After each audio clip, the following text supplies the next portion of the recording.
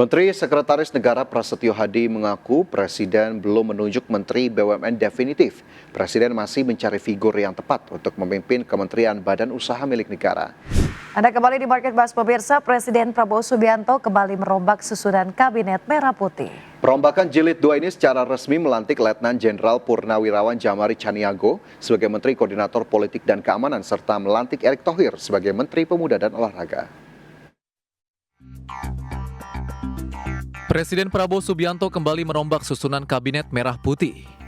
Presiden resmi melantik Letnan Jenderal Purnawirawan Djamari Chaniago sebagai Menteri Koordinator Politik dan Keamanan, Erick Thohir sebagai Menteri Pemuda dan Olahraga, Afriansyah Nur sebagai Wakil Menteri Ketenagakerjaan, Rohmat Marzuki sebagai Wakil Menteri Kehutanan, dan Farida Faricha sebagai Wakil Menteri Koperasi. Presiden juga melantik Angga Raka Prabowo Kepala Badan Komunikasi Pemerintah, Muhammad Qadari sebagai Kepala Staf Kepresidenan, Komjen Pol Purnawirawan Ahmad Doviri sebagai Penasihat Presiden Bidang Keamanan dan Ketertiban Masyarakat dan Reformasi Kepolisian. Nanik Sdeyang sebagai Wakil Kepala Badan Gizi Nasional, Sodi Sanjaya sebagai Wakil Kepala Badan Gizi Nasional, dan Sarah Sadika sebagai Kepala Lembaga Kebijakan Pengadaan Barang Jasa Pemerintah. Pengangkatan Menteri dan Wakil Menteri Kabinet Merah Putih ini berdasarkan keputusan Presiden nomor 96 P tahun 2026. Jakarta, Tim Liputan IDX Channel.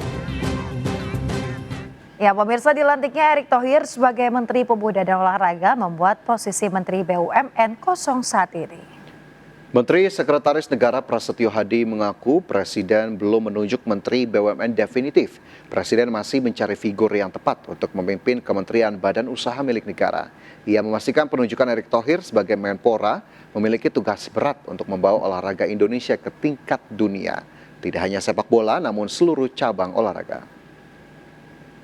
Menteri BUMN definitif memang belum ditunjuk karena kita masih mencari sosok dengan berpindahnya tugas kepada Bapak Erick Thohir ke Kementerian Pemuda dan Olahraga. Memang kita berharap tidak hanya sepak bola, ini kan kita semua paham bahwa Pak Erick Thohir punya sejarah prestasi yang panjang dalam hal olahraga, dan itu yang kita inginkan, tidak hanya sepak bola. Beban yang kita berikan kepada Pak Erick Thohir sangat berat untuk semua olahraga. Kita pengennya menuju kelas dunia gitu. Kementeriannya Mas, kalau Kementerian BUMN Pak?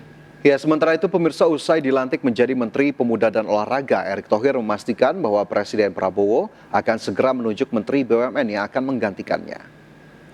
Melalui keputusan Presiden nomor 96 P tahun 2025 tentang pemberhentian dan pengangkatan Menteri dan Wakil Menteri Negara Kabinet Merah Putih periode 2024-2029, Erick Thohir resmi ditunjuk sebagai Menteri Pemuda dan Olahraga. Pertanggal 17 September 2025, Erick Thohir sudah tidak lagi menjabat sebagai Menteri BUMN. Posisi Menteri Badan Usaha milik negara hingga saat ini masih kosong. Kepada awak media, Erick Thohir mengaku belum bisa memastikan apakah Kementerian BUMN akan dilebur ke BPI dan Antara atau akan ada menteri baru. Erick menekankan bahwa dirinya siap menjalankan tugas baru sebagai Menteri Pemuda dan Olahraga. Salah satu fokusnya mendorong generasi muda untuk memiliki daya saing yang tinggi di tingkat global. Kalau BUMN sendiri sudah pastikan nanti ada PLT-nya, nanti tunggu keputusan Presiden Pak Mensesnek nanti. Di bawah dan Antara apa gimana Pak? Saya nggak tahu nanti. Tapi Kementerian BUMN-nya masih ada. Saya nggak tahu.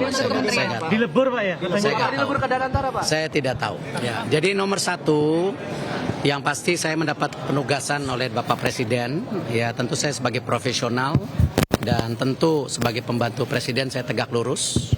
Di mana ini kadang-kadang orang lupa antara olahraga dan pemuda, padahal Menteri Pemuda dan Olahraga. Artinya kalau kita bicara pemuda itu ada 131 juta pemuda yang ke depan ini merupakan basis dari bangsa kita itu sendiri. Artinya pemuda ini ke depan harus kita bangun ya secara kapabilitas. Anda kembali di Market Buzz pemirsa. PT Pemerikat Efek Indonesia atau Pevindo menyampaikan bahwa PT Indah Kiat Pulp dan Paper TBK atau INKP telah melakukan pelunasan atas obligasi jatuh tempo. Ya, pelunasan obligasi jatuh tempo tersebut senilai 276,55 miliar rupiah. PT Pemeringkat Efek Indonesia atau PEVINDO menyampaikan bahwa PT Indakiat Pulp and Paper Tbk atau INKP telah melakukan pelunasan atas obligasi jatuh tempo senilai Rp276,55 miliar.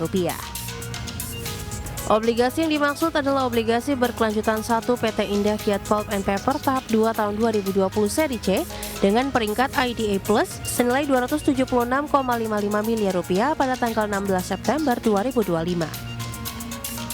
Sebelumnya, Direktur INKP Kurniawan Yuwono menyampaikan bahwa perusahaan telah menyediakan dana yang akan dipergunakan untuk pembayaran pokok obligasi berkelanjutan 1 Indakiat Pulp and Paper tahap 2 tahun 2020 seri C pada saat jatuh tempo sejumlah nilai obligasi yang ditempatkan dalam bentuk kas dan setara kas.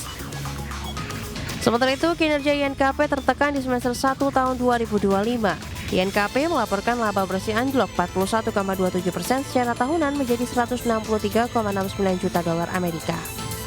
Sebelumnya di semester 1 tahun 2024, INKP membukukan laba bersih $278,75 juta Amerika. Sejalan dengan itu, penjualan INKP terkoreksi 2,44% secara tahunan di semester 1 tahun 2025 menjadi $1,56 miliar Amerika dari sebelumnya $1,6 miliar Amerika. Berbagi sumber, IDEX Channel.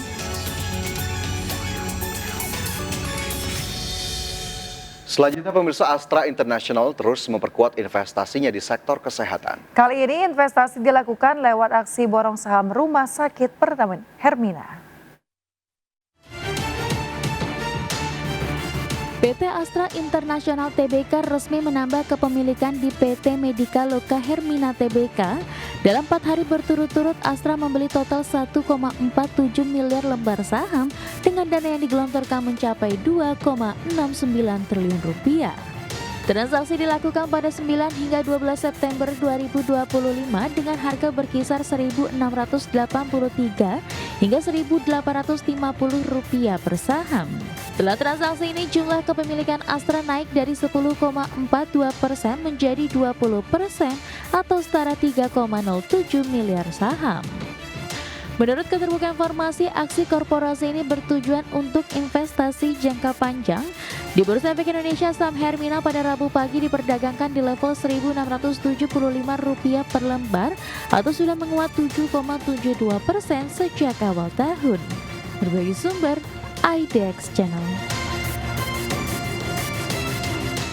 Pemirsa, PT Sawit Sumbermas Sarana Tbk mencatatkan pertumbuhan kinerja di sepanjang semester 1 2025. Ya, ditopang oleh peningkatan pendapatan, laba bersih perseroan melonjak 80,82% menjadi Rp691,44 miliar hingga akhir Juni 2025.